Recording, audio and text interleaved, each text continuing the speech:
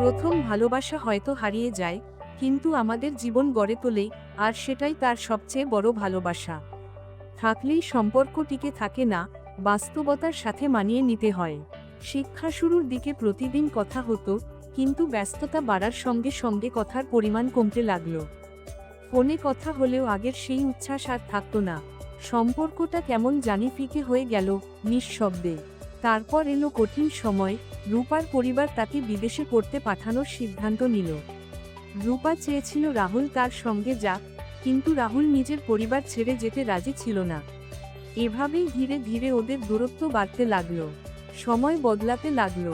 কলেজের শেষ বর্ষে পড়াশোনার চাপ বেড়ে গেল। রূপা চেয়েছিল রাহুল বড় চাকরি করুক, আর রাহুল চেয়েছিল রূপাকে নিয়ে একসাথে ছোট্ট সুখের জীবন গড়তে। ছোটখাটো মতের অমিল থেকে ঝগড়া ঢেরু হলো। একদিন রূপা জানিয়ে দিল ও আর সম্পর্কটা চালিয়ে যেতে পারছে না।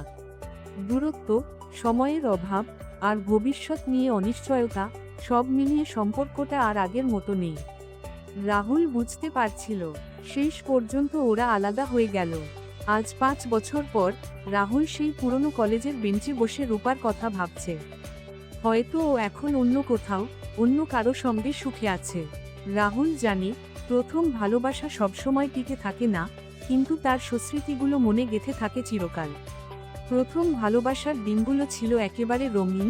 ক্লাস শেষ হলে হাতে হাত ধরে হাঁটা, লুকিয়ে ফোনে কথা বলা, ভবিষ্যৎ নিয়ে স্বপ্ন দেখা, সবই যেন এক দারুণ অনুভূতি। কিন্তু বাস্তবতা সব সময় স্বপ্নের মতো হয় না। কলেজের মাঠের শেষ বেঞ্চে বসে আছে রাহুল। আজকের দিনটা তার কাছে খুবই বিশেষ, কারণ ঠিক 5 বছর আগে এই দিনেই সে প্রথমবার রূপার প্রেমে পড়েছিল। রূপা, চঞ্চল, হাসি খুশি আর অসম্ভব সুন্দর এক মেয়ে। কলেজের প্রথম দিনেই পরিচয় হয়েছিল ওদের। ধীরে ধীরে বন্ধুত্ব গাঢ় হলো, আর একদিন ওরা বুঝতে পারল এটাই প্রেম। ওদের স্বপ্ন ছিল একসঙ্গে পড়াশোনা শেষ করে সুন্দর একটা ভবিষ্যৎ গড়া। তোকে ছাড়া শহরটা ফাঁকা লাগে রূপা উত্তর দিত, তুই ফিরে আয়, আমি অপেক্ষা করব। কিন্তু দূরত্ব শুধু কিলোমিটারে নয়, মনেও ফাটল ধরাতে শুরু করলো। কিন্তু সময়ের স্রোতে সবকিছু একরকম থাকে না।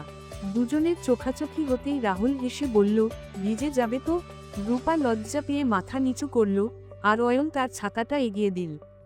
বয়স তখন মাত্র 17। স্কুলের পড়াশোনা, বন্ধুদের সঙ্গে আড্ডা, আর বিকেলে লুকিয়ে দেখা, এসবই ছিল তাদের জগৎ। তাই বলি, স্বপ্ন সেটা নয় যে রাত্রে ঘুমিয়ে দেখি, স্বপ্ন সেটা যা ঘুমাতে দেয় না।